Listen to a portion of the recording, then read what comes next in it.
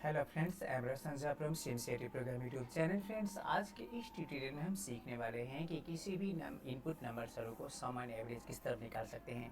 तो चलिए शुरू करते हैं आज का ट्यूटोरियल। दोस्तों, ट्यूटोरियल शुरू करने से पहले मैं आपसे रिक्वेस्ट करता हूं कि यदि आप न्यू हो या फिर आपने हमारे चैनल को सब्सक्राइब नहीं किए हैं तो कर दीजिएगा, ताकि हमारे जितने लेटेस्ट वीडियो जो सबका नोटिफिकेशन आपको मिलती रहे। दोस्तों, ये सिंपल प्रोग्राम है। हम किसी भी नंबर इनपुट लेंगे और उसको हम सम करना है और एवरेज निकालना है। दोस्तों, सबसे पहले मैं एक बात जना दूं, अगर केबीसी प्रोग्रामिंग आप करते हैं तो सबसे पहले हमें प्रोग्रामिंग क्या होता है समझना होता है। और दूसरी बात कि प्रोग्रामिंग लैंग्वेज में जितने सारे आपको एलिमेंट्स होते हैं, कमांड्स होते हैं, सबको जानकारी लेना ज़रूरी होता है।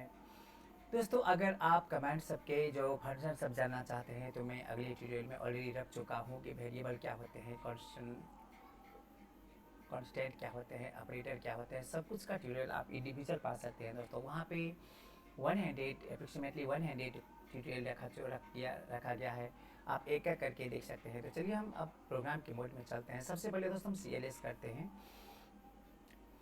दोस्तों, CLS क्या होता है, ये स्क्रीन क्लियर होता है। मान लीजिए कोई भी हम रन करते हैं प्रोग्राम को, जब F5 करते हैं तो यहाँ पे इस तरह का इंटरफेस आता है। इसे ब्लैक स्क्रीन जो है दोस्तों, ये रन टाइम स्क्रीन है। अगर कोई भी प्रोग्राम करते हैं तो यहाँ पे क्या होता है दोस्तों, रन होता है। तो CLS क्या करते हैं, तो वो जो आउटपुट जो होता है दोस्तों, वो रिपीट जो जितना बार आप रन करेंगे तो आउटपुट शो करेगा। तो उसको क्या करते हैं, तो ये इग्नोर किया, इसे आपको क्लियर कर देता है दोस्तों। तो ये CLS कमांड खास करके आपको आउटपुट स्क्रीन को क्लियर करने के लिए उपयोग में लाया जाता है। अब दोस्तों, दो तरह से प्रोग्राम बना सकते हैं, एक स्टैटिक एक डायनामिक। जैसे मान लीजिए कि हम A=100 असाइन किया, यहाँ पे किया हूँ, और B= यहाँ पे 200 असाइन किया हूँ। ठीक है, यहाँ पे क्या करेंगे दोस्तों, यहाँ पे सम इक्वल टू अगर लेते हैं तो सम इक्वल टू क्या होगा दोस्तों, A+B होगा। ठीक है, A+B। दोस्तों, यहाँ पे सबसे पहले जाना होता है कि A B और सम क्या होता है। दोस्तों, ये वेरिएबल होते हैं।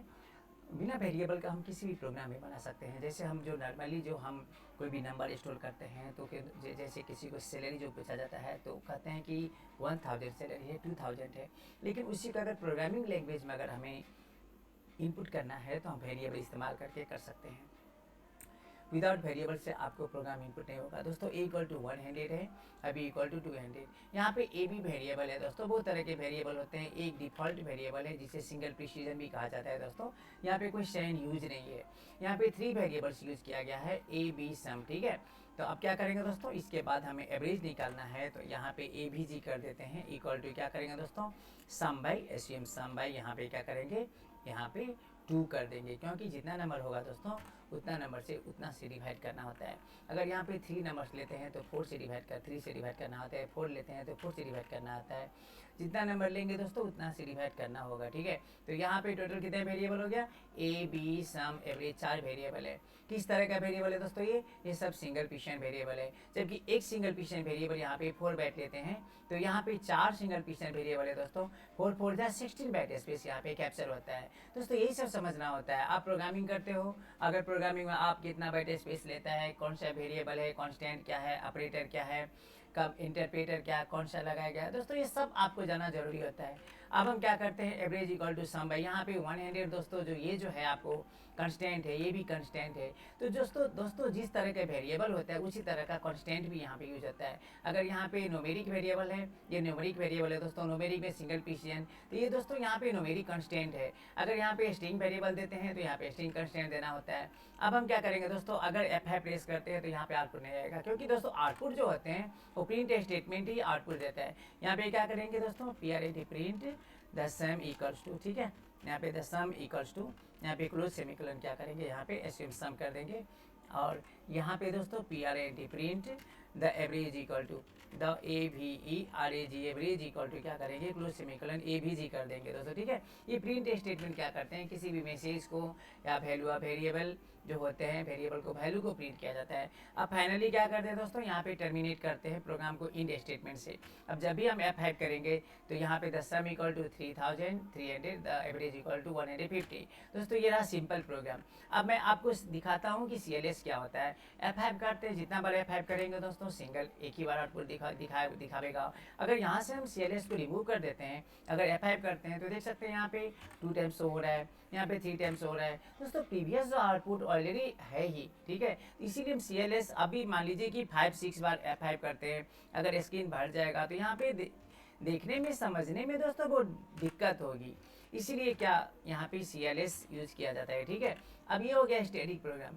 इसी को दोस्तों हम इनपुट स्टेटमेंट यूज़ करते हैं। जैसे मान लीजिए कि यहाँ पे इनपुट करते हैं, ठीक है, इनपुट A करते हैं और यहाँ पे क्या करते हैं दोस्तों, इनपुट B करते हैं। आप देख सकते हो यहाँ पे इनपुट B करते हैं। अगर F5 करते हैं तो यहाँ पे डिमांड करेगा कि भैया आप नंबर दीजिए। यहाँ पे 300 है और यहाँ पे 400 है। ठीक है, यहाँ पे देख सकते हैं कि the sum equal to 500, other average equal to 250। ये दोस्तों डायनामिक प्रोग्राम है। ठीक है, तो इनपुट स्टेटमेंट क्या करते हैं, तो किसी भी आपको वैल्यू को या कंस्टेंट को इनपुट करने के लिए इस्तेमाल किया जाता है, चाहे वो न्यूमेरिक कंस्टेंट हो चाहे वो स्ट्रिंग कंस्टेंट हो। ठीक है, अगर मान लीजिए इसी को कुछ यूनिक बनाना है, अभी जो F5 करते हैं तो यहाँ पे कोई मैसेज नहीं है दोस्तों, यहाँ पे 45 और यहाँ पे 78 दिखाई दे रहा है। अगर इसमें कुछ मैसेज आप कुछ यूनिक बनाना चाहते हैं प्रोग्राम को, तो यहाँ पे क्या करेंगे दोस्तों, इंटर द फर्स्ट नंबर। ठीक है, इंटर द फर्स्ट नंबर करेंगे A। ठीक है, अब यहाँ पे क्या करेंगे, इंटर द सेकेंड नंबर। यहाँ पे जो B है ही, यहाँ पे क्या करेंगे, इसमें एक मैसेज ऐड कर देंगे दोस्तों। मैसेज डबल कोटेशन में ऐड किया जाता है। यहाँ पे इसे स्ट्रिंग कंस्टेंट कहा जाता है, स्ट्रिंग एक्सप्रेशन कहा जाता है। इंटर द सेकेंड नंबर, यहाँ पे क्या करना है, इंटर द सेकेंड नंबर। ठीक है, अब इंटर द सेकेंड नंबर में सेमीकोलन में भी अब जब भी F5 करेंगे तो इस तरह का आपको इंटरफेस दिखाई देगा। यहाँ पे इंटर द फर्स्ट नंबर, मान लीजिए कि 600, यहाँ पे ऑलरेडी लिखा है, यहाँ पे 800, सेकेंड नंबर 800। अब इसको दोस्तों यहाँ पे सम एंड एवरेज इस तरह दिखाई देगा। ठीक है, अगर मल्टीप्लाई करना चाहते हैं तो यहाँ पे आप मल्टीप्लाई कर सकते हैं। ठीक है, जो भी करना चाहते हैं कर सकते हैं। तो इस तरह हम सिंपल सा हम सम एवरेज का प्रोग्राम इस तरह बना सकते हैं। तो आज का ट्यूटोरियल था जिसमें हमने सीखा कि क्यूबेसिक ट्यूटोरियल में हम किस तरह सम एवरेज का प्रोग्राम बनाएंगे। इसके साथ साथ आज का ट्यूटोरियल पर खत्म होता है और आप सबसे रिक्वेस्ट है कि यदि वीडियो पसंद आए तो लाइक करें, एक दूसरे के साथ शेयर करें और नई वीडियो पाने के लिए हमारे यूट्यूब चैनल को सब्सक्राइब करें। अगर किसी तरह का कोई प्रॉब्लम हो, हमारे वो सोशल मीडिया है, आप कमेंट कर सकते हैं ताकि सोल्यूशन कर सकूँ। धन्यवाद।